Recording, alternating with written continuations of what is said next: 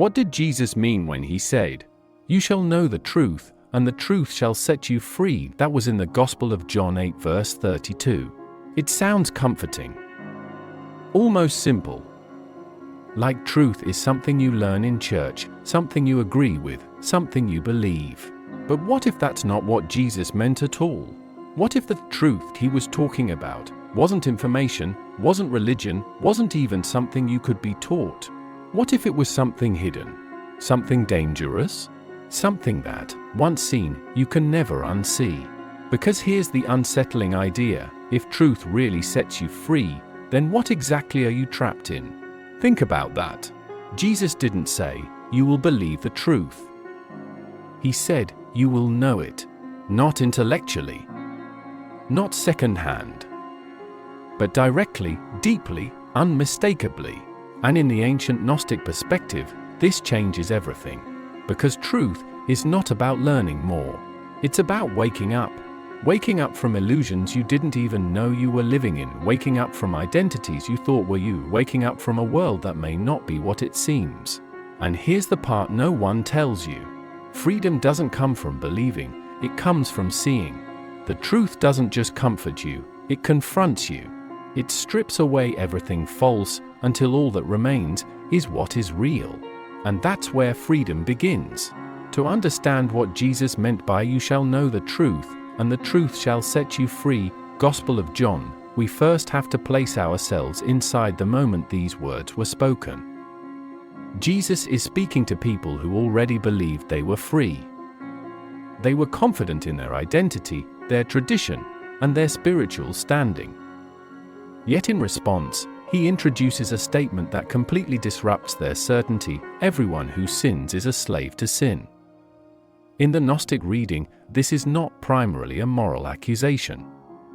Sin is understood more deeply as ignorance, an inability to see reality as it truly is.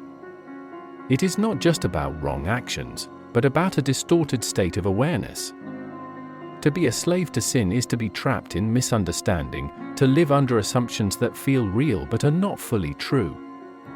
This shifts the entire conversation from behavior to consciousness. Jesus is no longer addressing what people do, but how they perceive.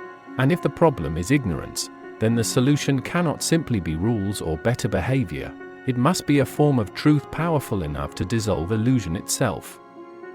That is the tension this verse creates. It is not just comforting language, it is diagnostic.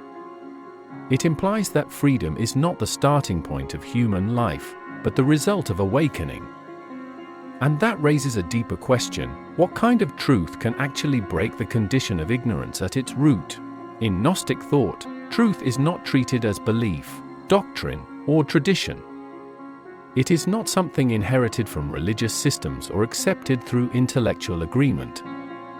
In fact, the early Gnostic perspective was deeply critical of blind faith, because anything accepted without direct inner realization could become another layer of control. Truth, therefore, is not external information, it is inner recognition. It is called gnosis, meaning direct knowing. Not knowledge about something, but a shift in awareness where something is seen for itself, without mediation. It is the difference between hearing descriptions of reality and directly perceiving it. This is why Gnosticism often uses the language of waking up. Truth is not added to the mind like data, it is a state of consciousness where distortion falls away. In this sense, truth is closer to remembering than learning. It is not new information entering you, it is something within you becoming clear again after forgetting. This idea is echoed in texts like Gospel of Thomas, which suggests that what people are seeking is already present, but overlooked. The kingdom is inside of you and outside of you. The implication is radical: nothing essential is missing. The search is not outward because what is real is not distant, it is obscured. So truth is not something you accumulate, it is something you uncover. And the moment you begin to see it this way, the entire spiritual journey shifts from seeking externally to awakening internally. From this perspective, the material world itself is reinterpreted. Gnostics often viewed reality as a kind of veil, not in the sense that it is unreal, but in the sense that it hides deeper layers of meaning. This idea connects closely to the philosophical imagery of Plato and his allegory of the cave, where people mistake shadows on a wall for the whole of reality. In the same way, human perception can mistake appearances for ultimate truth. What we see, touch, and measure becomes the default definition of what is real, even though it may only represent a surface layer. In some Gnostic traditions, this structure of reality is symbolized by the concept of the demiurge, a force associated with constructing and maintaining the material order in a limited way, separate from higher divine awareness. Whether understood literally or symbolically, it represents the idea that existence may be shaped in layers, where the visible world is not the highest level of truth. Within this framework, humanity is described as being in a kind of sleep, not because people are inactive, but because they are unaware of the deeper structure shaping their experience. Life is lived through roles, identities, fears, and desires that feel completely real, yet are rarely questioned. People chase meaning, success, and security, not realizing these pursuits are happening inside a constructed field of perception. And so the most important illusion is not the world itself, but the assumption that we already see it clearly. That is why the central Gnostic insight is so direct and unsettling. You are not imprisoned by physical barriers, but by what you take to be real. Freedom, in the way Jesus frames it, is not a change in external circumstances. It is not political liberation, financial independence, or escape from physical authority. In the Gnostic reading of the statement, freedom operates on a completely different level. It is internal. It is a shift in consciousness itself. The real bondage is not in the world around you, but in the way the world is perceived. Fear, ego, and false identity are the chains, because they constantly define what you are, what you lack, and what you must become. You are not just a body moving through time, nor just a personality shaped by experience. You are consciousness filtered through layers of conditioning.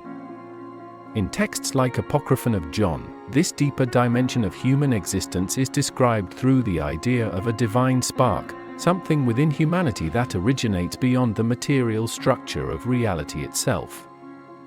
This spark is not something you acquire, it is something you remember. And remembrance, in this sense, is awakening. When this awareness begins to surface, something fundamental shifts. Fear loses its foundation because fear depends on identification with illusion. Control loses its grip because control only works when perception is limited. And identity itself begins to loosen because what you thought you were starts to look incomplete. This is why, in Gnostic thought, awakening is not gentle reassurance, it is disruption. Because once you begin to see clearly, you cannot fully return to unconsciousness. The system of illusion only functions as long as it is not seen for what it is. And that is why freedom is not granted from the outside. It emerges the moment perception itself becomes clear enough to no longer be deceived. In this framework, Jesus is understood not primarily as a figure who offers external salvation, but as one who reveals inner awakening. In some Gnostic traditions, he is seen as a teacher of hidden knowledge, one who speaks in layers, where the surface meaning is accessible to many, but the deeper meaning requires inner recognition. This is reflected in texts such as Gospel of Philip, which emphasize mystery, symbolism, and knowledge that is not immediately obvious. His use of parables fits into this structure as well, stories that conceal and reveal at the same time, understood fully only by those who are capable of deeper perception. Those with ears to hear is not about physical hearing, but about inner readiness. In this reading, Jesus is not simply delivering messages, he is activating awareness. Even the idea of Christ shifts in meaning. Rather than being understood only as a historical person, Christ can also be seen as a state of consciousness, what some later traditions call Christ consciousness. This is not about replacing faith with philosophy, but about recognizing a different layer of meaning beneath the surface of religious language. In this sense, the purpose of his teaching is not to create dependence, but to dissolve ignorance. Not to be worshipped as distant authority, but to be understood as a pointer toward awakening. And that changes the relationship entirely, from devotion based on separation to recognition based on inner realization. When truth begins to be understood in this way, its effect is not gradual, it is structural. Awareness itself begins to dissolve illusion. What once felt absolutely real, certain beliefs, fears, identities, starts to lose its solid grip. This is not because reality changes, but because perception becomes clearer. And in that clarity, much of what was taken for truth is revealed as interpretation. The ego, which depends on constant identification with roles and narratives, begins to weaken when those narratives are seen as constructed rather than absolute. Fear also begins to fade, because fear requires a future imagined through uncertainty and separation. When illusion weakens, fear loses its architecture. What emerges instead is a quieter form of awareness, one that is less reactive, less dependent on external validation, and more rooted in direct perception. External systems, social, cultural, ideological, still exist, but their ability to unconsciously direct behavior diminishes. This is what makes awakening so transformative. It does not remove you from the world, but changes your relationship to it. You are no longer moved blindly by what you believe to be reality, you begin to see how reality is being constructed in your experience. And in that moment, something fundamental shifts. The center of authority moves inward. You are no longer governed entirely by external definition. And that is why the key line carries such weight: freedom begins the moment you stop mistaking illusion for identity. By the time we return to the original statement, it now carries a different depth. You shall know the truth is no longer about intellectual agreement, it is about awakening to the nature of reality itself. And the truth shall set you free is not a promise of comfort, but a description of liberation from illusion. It suggests that freedom is not something added to life, but something revealed when distortion falls away. In this view, truth is not distant. It is not outside you, waiting to be discovered in external systems or authorities. It is buried beneath layers of conditioning, layers of belief, fear, and assumption that shape how reality is interpreted. And when those layers begin to dissolve, what remains is not emptiness, but clarity. This is why the conclusion of this idea is not gentle reassurance, it is confrontation. Because truth does not simply affirm what you already believe. It challenges what you assume is real.